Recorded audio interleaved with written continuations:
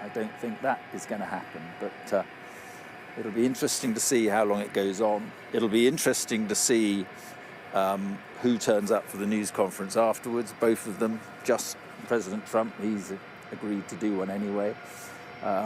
So all those will be signs of how well this extraordinary summit has gone.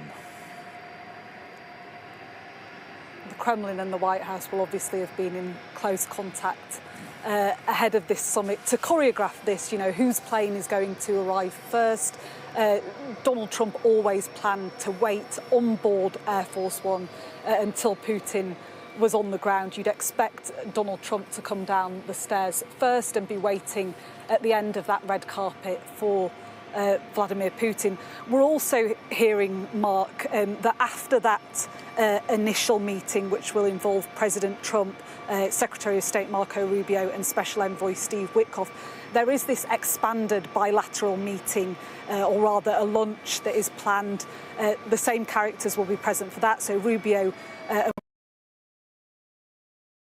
Witkoff, but also the Treasury Secretary Scott Bessent, the Commerce Secretary Howard Lutnick, Defence Secretary Pete Hegseth and Chief of Staff Susie Wiles will also join in that meeting. The fact that the Treasury Secretary and the Commerce Secretary will be there, perhaps an indication that Donald Trump is willing to broaden out this meeting beyond Ukraine to commercial interests. He is, after all, the man who, wrote The Art of the Deal. So it indicates that he will be willing to chat business should the talks about Ukraine go to plan. And certainly that's what Moscow are hoping for. They've got lots of business advisors in the delegation with Vladimir Putin as well.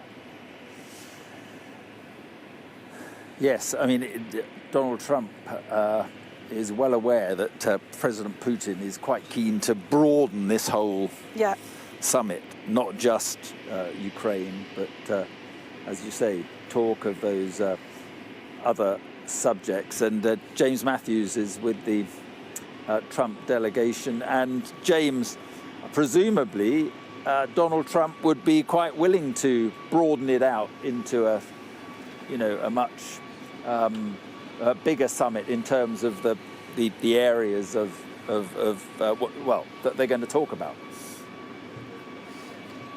Yeah, I think he absolutely would, Mark. And bear in mind that there is a bigger picture here, as we have been discussing. Donald Trump, he likes the idea of geopolitical change that enhances the influence of himself and the United States. And Putin, he views as a partner in that exercise. So on the political front, there is a value in a relationship with Vladimir Putin. On the financial front, clearly, there is business to be done. And as we all know, we well know that Donald Trump is a transactional businessman at heart. I think therein lies potentially an advantage for Vladimir Putin.